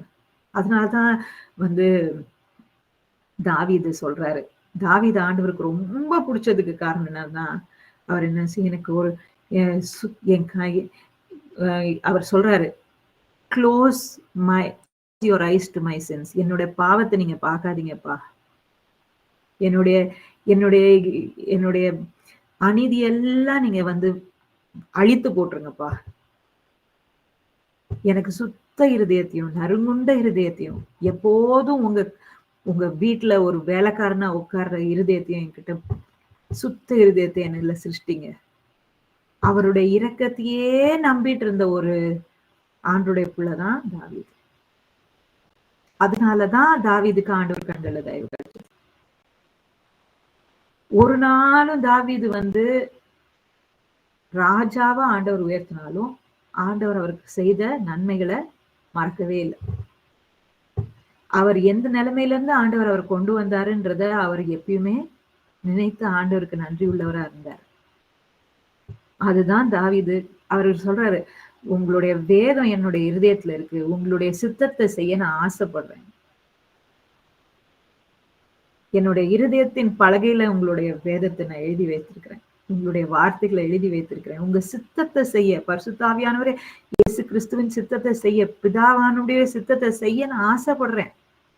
I delight to do your will, Lord. Your law is within my heart. இதான் அந்த வசனம் 119. I delight to do your will. உங்களுடைய சித்தத்தை செய்ய அவ்வளோ நறுங்குண்ட இருதயத்தை என்னல சிருஷ்டிங்க. ஆண்டவருக்கும் நமக்கும் அந்த ஐக்கியம் ஒவ்வொரு நிமிஷமும் இருக்கணும். ஏன்னா இன்னைக்கு நம்ம நிலைத்து நிற்கிறோம்னா அவருடைய கிருபை. இந்த நிமிஷம் நம்ம இருக்கிறோம்னா அவருடைய கிருபை, அவருடைய இரக்கம் இல்லாம நம்ம ஒண்ணுமே பண்ண முடியாது. யார் மேல அவர் இரக்கமா இருக்கிறோனோ அவர் மேலதான் இரக்கமா இருக்கு. அவர் நினைச்சா எதுவுமே ஒவ்வொரு நிமிஷமும் அவர் என்ன வேணா பண்ணி போடலாம். அவரை கேள்வி கேட்க ஆள் இல்லை. என்ன வேணா அவர் பண்ணலாம். அவரை கேள்வி கேட்க யாரும் இல்லை. இன்னொரு ரொம்ப ரொம்ப சந்தோஷமான ஒரு விஷயமும் இருக்கு இந்த இதுல. அந்த விஷயம் என்னன்னா, யாரெல்லாம் அவரை சின்சியரா நோக்கி கூப்பிடுறாங்களோ அவங்களுக்கெல்லாம் அவர் சமீபத்துல இருக்கிறாரு. அந்த வசனமும் இங்கதான் இருக்கு. ரோமர் இயேசு கிறிஸ்துவை என்னவென் கர்த்தராகிய இயேசுவை நீ வாயினாலே அறிக்கையிட்டு தேவன் அவரை மரித்தோரிலிருந்து எழுப்பினார் என்று உன் இருதயத்தில் விசுவாசித்தால் ரட்சிக்கப்படுவாய். அது சொல்லிட்டு அவரை விசுவாசிக்கிறவன் எவனோ அவன் வெட்கப்பட்டு போவதில்லை. யாரெல்லாம் இயேசுவின் மேல விசுவாசம் வைத்திருக்கிறாரோ விசுவாசிக்கிறாங்களோ அவங்க வெட்கப்பட்டு போவதில்லையாம். அதே போல ஆதலால் கர்த்தருடைய நாமத்தை தொழுது கொள்கிற எவனும் ரட்சிக்கப்படுவான். யாரெல்லாம் அவரை தொழுது கொள்றாங்களோ அது இங்கிலீஷ்ல இன்னுமே ரொம்ப அழகா இருக்கு. யாரெல்லாம் அவரை நாமத்தை நோக்கி கூப்பிடுறாங்களோ அப்படின்னு இருக்கு. whoever calls unto me will be saved. whoever calls unto me. இதுக்கு நான் வந்து ஒரு ஒரு ஒரு என் வாழ்க்கையில நடந்த ஒரு சாட்சியை நான் உங்களுக்கு சொல்றேன். எனக்கு வந்து நான் ஒரு தப்பு செய்துட்டேன். ஆண்டவருக்கு பிரியமில்லாத ஒரு காரியம் செய்துட்டேன். நெடுகவே ஆண்டவர் சொல்லிட்டே இருந்தாரு. திரும்ப திரும்ப அந்த பாவத்தை நான் செய்துட்டே இருந்தேன். அதனால ஆண்டவர் என்ன பண்ணாரு, எனக்கு வந்து ஒரு இடுப்புல பயங்கர ஒரு வலி கொடுத்து ஒரு நர்வ் வந்து காலில் போற நர்வ் வந்து பிஞ்ச் ஆயிடுச்சு. இந்த L4 L5ல லம்பார் ரீஜன்ல பிஞ்ச் ஆயிடுச்சு. அதாவது ராடிகுலோபதின்னு சொல்லுவாங்க. அது வந்து என்னன்னா அந்த நர்வ் வந்து இம்பிஞ்ச்மெண்ட் ஆயிடுச்சு. அந்த போன்ல நடுவுல மாட்டிச்சு. அதனால பயங்கர வலி. அந்த டிஸ்க் வந்து ப்ரொலாப்ஸ் ஆனனால அப்படி மாட்டிச்சு. பயங்கர வலி காலு இடுப்புல பயங்கர வலி. கிட்டத்தட்ட எந்திரிச்சு நடக்கவே முடியல, உட்காரவே முடியல கம்ப்ளீட்டா. உட்கார முடியலன்னா த்ரூ அவுட் டே படுத்துட்டே இருக்கணும். அப்ப நான் வந்து பைபிள் படிச்சுட்டே இருக்கும்போது ரொம்ப கவலைப்பட்டுட்டு எப்படிடா படிக்க போறேன், எப்படிடா இருக்க போறேன், இந்த எப்படி நார்மலுக்கு வரும். ஏன்னா கிட்டத்தட்ட 3 வீக்ஸ் 4 வீக்ஸ் ஆயிடுச்சு. இன்னும் வலி குறையல, காலில் நம்னஸ் குறையல, இன்னும் காஃப் எல்லாம் கொஞ்சம் வீக்கா வேற ஃபீல் பண்றேன். அந்த மாதிரி எல்லாம் இருந்தது. எப்படிடா இது போகும், எப்ப இந்த சயாட்டிக் பெயின் எப்ப போகும் அப்படின்ட்டு நான் கவலைப்பட்டுட்டு இருக்கப்ப இந்த வசனத்தை பார்த்துட்டு அப்ப நான் என்ன பண்ணேன், நான் நிறைய தடவை ஆண்டவரே மன்னிங்க ரத்தத்தால கழுவுங்க நான் கன்ஃபர்ஸ் பண்ணிட்டேன். அப்பயும் வலி போகவே இல்லை. அப்போ நான் வந்து என்ன பண்ணேன், இந்த வசனம் வந்து ஆண்டவர் எனக்கு காட்டினாரு. அப்ப நான் என்ன பண்ணேன், கத்தி கிட்டத்தட்ட 1 hourன்னு நினைக்கிறேன். I don't know whether I did more than that, but 1 hourக்கு வெறும் இயேசுவே நான் கத்துனேன். வேற எதுவுமே என் ஜெபம் கிடையாது. பிகாஸ் இந்த வசனத்தை ஆதலால் கர்த்தருடைய நாமத்தை நான் இங்கிலீஷ்ல படிச்சேன். அதனால என்ன போட்டிருந்து, whoever calls unto the name of the Lord will be saved. எந்த கஷ்டமா இருந்தாலும் நம்மளை காப்பாற்ற வேண்டியது யாரு? அவர் கையில தான் இருக்கு. சும்மா வெறும் இயேசுவேன்னு சொல்லிட்டு கிட்டத்தட்ட 1 hour I just shouted and cried. Nobody was there. யாருமே இல்ல. வெறும் இயேசுவேன்னு கத்துனேன். பட் அல்டிமேட்லி உடனே எனக்கு சுகம் வரல. It took it's course. But இன்னைக்கு மை பேக் இஸ் பெட்டர். ஏன்னா நிறைய பேர் சொன்னாங்க, உன்னால சப்னங்கால் போட்டு உட்கார முடியாது, உன்னால ஸ்குவாட் பண்ண முடியாது, உனக்கு பெண்ட் பண்ண முடியாது அப்படின்னு நிறைய பேர் சொன்னாங்க. ஏன்னா சர்ஜரி பண்ணணும். But God healed me. அதனால நம்ம என்ன சொல்ல வரோம்னா, உடனே நமக்கு வந்து சில நேரம் வந்து நமக்கு ஹீலிங் வராது, உடனே நமக்கு வந்து தெரியாது. ஆனாலும் அவரை நோக்கி கூப்பிடுறவங்கள ஒரு நாள் அவரை டிசப்பாயிண்ட் பண்ண மாட்டார். நம்ம தப்பே பண்ணியிருந்தாலும் அது வந்து நல்லா பாத்தீங்கன்னா, நான் பண்ண தப்புக்கு ஆண்டவர் தண்டிச்சு என்னை திருத்ததுக்காக கொடுத்த ஒரு இது. அப்படி இருக்கிறதே ஆண்டவர் மனசாப்பட்டு மாற்றிக்கிறாருன்னா ஆண்டவர் நல்லவர். மனுஷன் பாக்குற மாதிரி ஆண்டவர் பார்க்க மாட்டார். மனுஷன் பாக்குற மாதிரி ஆண்டவர் பார்க்க மாட்டாரு. ஆண்டவர் இரக்கம் உள்ளவர். யார் மேல இரக்கமா இருக்கிறேன்னு நினைக்கிறாரோ அவர் மேல இரக்கமா இருப்பாரு. நம்ம உண்மையா சின்சியரிட்டி ஆண்டவரை ஏமாற்றவே முடியாது. ஆண்டவரை ஏமாற்றவே முடியாது. எந்த மனுஷனும் ஆண்டவரை ஏமாற்றவே முடியாது. ஒரே ஒரு மனுஷன் தான் அந்த உலகத்துல எந்த மூஞ்சி நம்ம என்ன பேசினாலும் நம்ம என்ன பண்ணாலும் ஏமாறாத ஒரு ஆள்னா இயேசு கிறிஸ்து மாத்திரம்தான். ஏன்னா அவருக்கு இருதயத்தில் நம்ம என்ன பண்ணுவோம்னு அவருக்கு தெரியும். நம்ம வாயில இருந்து என்ன வார்த்தை வரும்னு தெரியும். இது நம்மளுடைய எண்ணங்கள் எல்லாம் அவருக்கு தெரியும். அவருக்கு எல்லாமே தெரியும். அதனால அவரை ஏமாத்தவே முடியாது. எப்பயும் நம்ம கிட்ட ஏமாந்து போயிட்டே இருக்கிறாரு. அதுதான் கடைசி வசனம் எப்படி முடிக்கிறாருன்னா, என் கையை திறந்து இவங்க எப்ப என்கிட்ட வருவாங்கன்னு காத்துக்கிட்டே இருந்தேன் யூதர்கிட்ட. அதே போலதான் அவருடைய ரத்தத்தால மீட்கப்பட்ட ஒவ்வொருத்தரும் நம்ம எப்ப ஆண்டவர் கிட்ட க்ளோஸா வருவோம், அவரு கையை திறந்து நம்ம கை விரிச்ச கையோட காத்துக்கிட்டே இருக்கிறாராம். அதான் கடைசியா முடிக்கிறாரு. விரிச்ச கையை வைத்து ஆண்டவர் வந்து அவருடைய பிள்ளைகள் அவர் கிட்ட வந்து அவரு கூட ரிலேஷன்ஷிப் வைக்கணும்ன்றதுதான் ஆண்டவர். ஃப்ரீ வில் சுவாதீனத்துல நம்ம ஜீசஸை சூஸ் பண்ணணும். given a choice with clear mind. அதனால்தான் ஞானஸ்தானமே எப்ப எடுக்கணும்? நமக்கு ஞானம் வந்த அப்புறம் தான் நம்ம ஆண்டவரோட கமிட்மெண்ட் பண்ணணும். நம்மளுடைய தெளிந்த புத்தியோட நம்ம ஒரு சாய்ஸ் பண்றோம் தெரியுமா? சாய்ஸ் எடுக்கிறோம் தெரியுமா? எனக்கு இயேசுதான் வேணும், இயேசு தவிர்த்து வேற எதுவும் வேண்டாம். அந்த எண்ணத்துல நம்ம லைஃபோட மூச்சு கடைசி வரைக்கும் நம்ம நிலைத்து நின்னாதான் நம்ம ரட்சிக்கப்படுவோம். இயேசு கிறிஸ்துவை யாரெல்லாம் நோக்கி கூப்பிடுறோமோ அவங்களெல்லாம் ரட்சிக்க அவர் வல்லவரா இருக்கிறார். நம்ம எல்லார்கிட்டையும் போயிட்டு ஆண்டவரை பத்தி சொல்லணும். அதே போல சொல்றாரு, யாரு போய் இவங்களுக்கு எல்லாரும் சொல்லுவா? நம்ம தான் போய் சொல்லணும். நம்ம தான் ஆண்டவரை பத்தி போய் சொல்லணும். Make it your agenda to talk about Christ to everybody.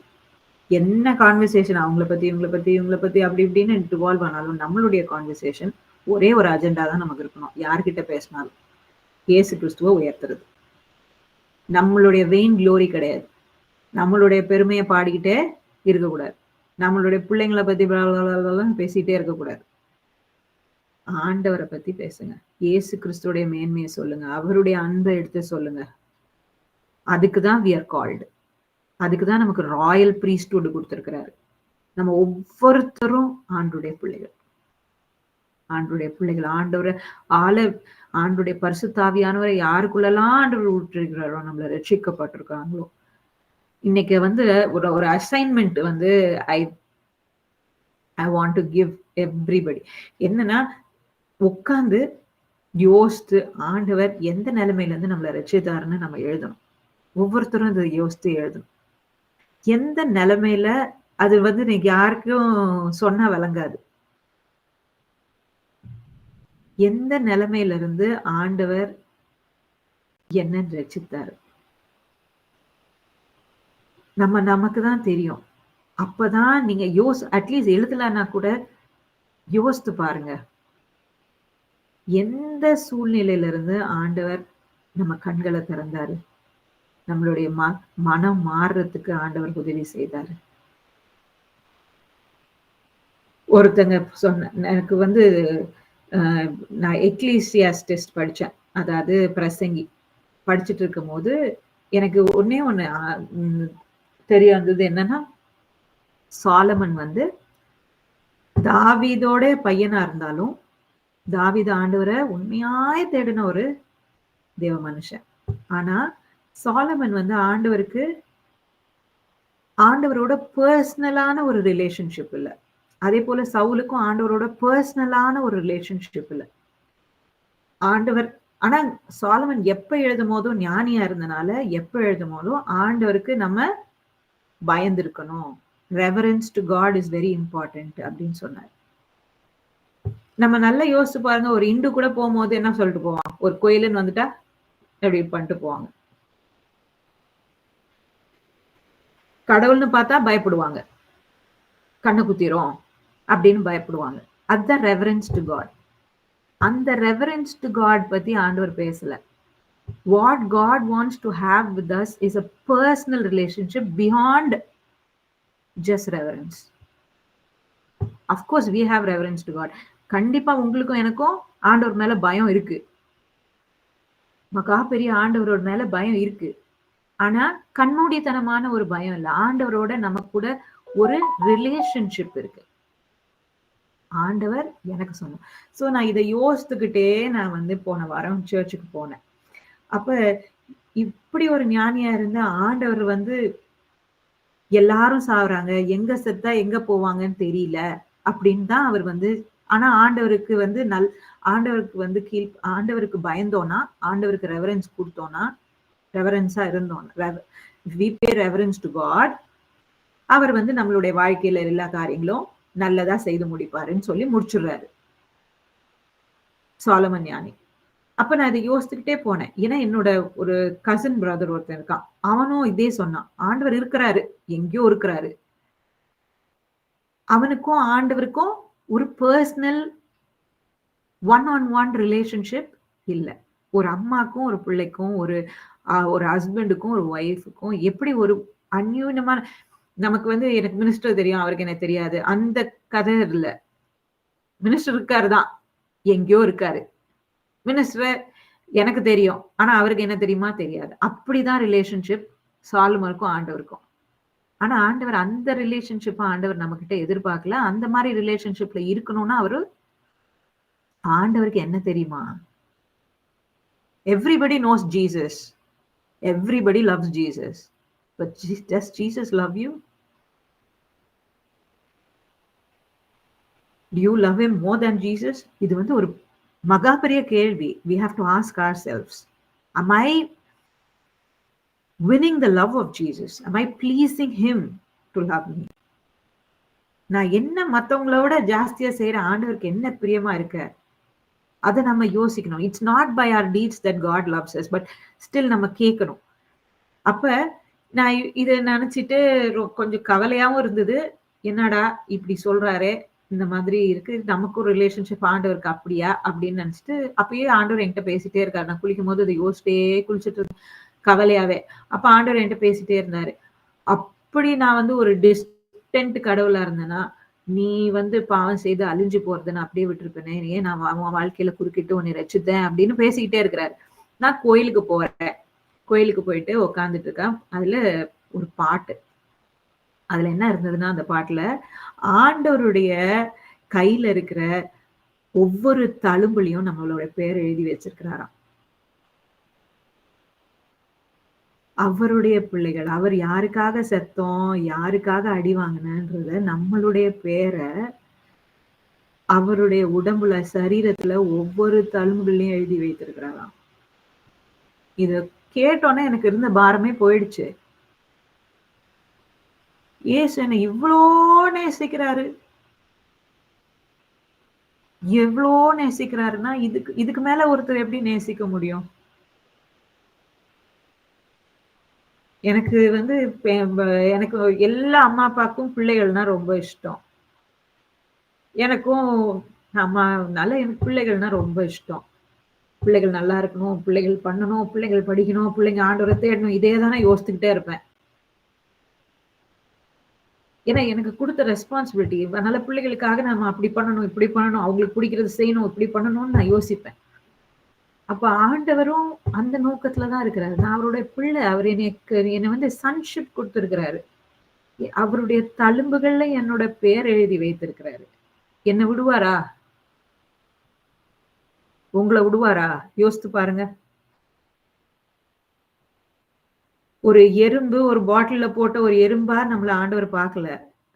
நீங்க வெளியில போனீங்கன்னா அடிப்பாரு. நீங்க வெளியில போனீங்க, ஆபத்து வரும்னா உங்களை அடிப்பாரு. உள்ளுக்குள்ள வைத்து உங்களுக்கு ஒரு அந்த டப்பாக்குள்ளேயே வைத்து உங்களுக்கு ஒரு மேல ஒரு கதவும் போட்டு ஒரு லாக்கும் போடுவாரு. ஏன்னா அவருடைய அன்பு. அவருடைய பிள்ளைகளை பத்தி அவரு இஸ் ஜெலஸ். நிறைய பேர் அவருடைய ஜெலசி, காட் இஸ் ஜெலஸ் அப்படின்னா people get confused. We have to praise God that he is jealous about us. நம்ம டெய்லி நன்றி சொல்லணும். என் ஆண்டவர் என் மேல அவ்வளவு அக்கறை வச்சுக்கிறாரு அப்படின்னு. அவர் அக்கறை வைக்கலன்னா சாலமோனை மாதிரி விட்டுருவாரு. கடைசி வரைக்கும் எங்க போறோம்னு தெரியல. ஆண்டவருக்கு வந்து பயப்படணும். ஏன்னா ஆண்டவர் எனக்கு எல்லாம் கொடுப்பாரு. இன்சென்டிவ்காக ஆண்டவரை தேடுறது எதுக்காகவும் எந்த லவ்வுமே ஒரு இன்சென்டிவ்காக தேடுறோம்னா அது லவ்வே கிடையாது. உங்க அம்மா அப்பாவை கூட சொல்றேன். என் அம்மா அப்பா இவ்வளவு எனக்கு கொடுப்பாங்க, அவங்க கிட்ட இருந்து எனக்கு இவ்வளவு வரும் அப்படின்னு நீங்க யாரை நேசிச்சாலும், என் ஹஸ்பண்ட் எனக்கு வந்து இது தருவாரு, அவர்கிட்ட இப்படி பேசினாதான் எனக்கு வரும் அப்படின்னு இருந்தா அது அன்பே கிடையாது. It's fake. If you love somebody, you have to love them to death. Otherwise, you don't love them. அதுதான் ஏசப்பா. அவர் மேலயும் எந்த புள்ள ஃப்ரீ சாய்ஸ் எதுக்கு குடுத்திருக்கிறாருன்னா, எந்த புள்ள வில் லவ் மீ டூ டெத்ன்னு பார்க்கதான். Which child will love me to death? நம்ம எப்ப பாரு டெஸ்ட் பண்ண வேண்டிய விஷயம், God loved you and me to his death. அந்த அளவுக்கு நான் இயேசப்பாவை நேசிக்கிறேன் நான். கண்டிப்பா இன்னைக்கு வீட்டுக்கு போயிட்டு கொஞ்ச நேரம் உட்கார்ந்து ஆண்டவர் சமூகத்துல எழுதுங்க. எந்த சூழ்நிலையில இருந்து ஆண்டவர் ரட்சித்தாரு? அதுக்கு நான் பாத்திரமா இருக்கிறேனா? ஆண்டவரை நான் அவர் விரும்புற அளவுக்கு நேசிக்கிறேனா? அவர் என்ன நேசிக்கிற அளவுக்கு நான் அவரை நேசிக்கிறேனா? அவருடைய தழும்புல என் பேரை எழுதி வைத்திருக்காருன்னா அதுக்கு நான் பாத்திரமா இருக்கிறேனா? ஆண்டவருக்காக நான் என்னன்னா விட்டிருக்கேன். இது நம்ம யோசிக்க வேண்டிய ஒரு காரியமா? எத்தனை பேர் இதை யோசிக்கணும்னு யோசிக்கிறீங்க? இது ரொம்ப ஒரு ஆழமான சத்தியம். ஏன்னா இதெல்லாம் நமக்கு தெரியலன்னா, ஆண்டுடைய வார்த்தையோட அன்பு, ஆழம், அகலம் நமக்கு தெரியலன்னா, ஆண்டுடைய அன்ப வந்து நம்மளோட அளவே நமக்கு தெரியாது. எதையுமே ஆண்டவருக்காக விடுறதுக்கு யோசிப்போம். ஆண்டவருடைய அன்புன்னு ஆழம், அகலம் நமக்கு தெரியணும். அப்பதான் நம்ம ஆண்டவருக்கு பாத்திரமா நடக்க முடியும். எல்லாரும் கண்கள மூடுவோம். இந்த ஒரு தாட்டோட நம்ம கண்கள மூடுவோம். அப்பா, எனக்கு நீங்க எவ்வளவு மேன்மையை கொடுத்திருக்கீங்க. என்ன வந்து ஆப்ஜெக்ட் ஆஃப் குளோரியா நீர் மாத்திருக்கீங்க. You've not kept me as a vessel of dishonor, but created me as a vessel of honor, deserving your love, your kindness, your mercy. அதுக்கு நான் பாத்திரமா என்னை மாற்றுங்க. தாவீத போல இயேசுப்பா நெருங்குண்ட இருதயத்தை இதுல சிருஷ்டிங்க. நீங்க விரும்புற இருதயத்தை சிருஷ்டிங்க. என்னுடைய மனசாட்சி பரிசுத்த ஆவியானவரால ஆளப்படணும். எனக்குள்ள அனுதினமும் கிரியை செய்யுங்க. பரிசுத்த ஆவியானவருக்கு முழுவதும் நான் ஒப்பு கொடுக்க எனக்கு உதவி செய்யுங்க. உங்களுக்கு மேல நான் யாரையும் வைக்க கூடாது. உங்களை பிரியப்படுத்துற காரியங்கள் மாத்திரம் நான் செய்ய பரிசுத்த ஆவியானவருக்கு நான் இசைந்து கொடுக்க எனக்கு உதவி செய்யுங்க. உங்களுக்கு கீழ்ப்படிய, உங்களுக்கு உண்மையா இருக்க அப்பா எனக்கு உதவி செய்யுங்க. ராஜா, நீங்க எங்க மேல வைத்த அன்பு பெருசு ராஜா. உங்களை அனுதினமும் உங்களை நோக்கி கூப்பிட, உங்க மேல விசுவாசத்தை வைக்க, விசுவாசத்தை வர்த்திக்க செய்யுங்க. எல்லாவற்றையும் உங்க கரத்துல கொடுக்குறேன். இயேசு நாமத்தினாலே ஆமென்.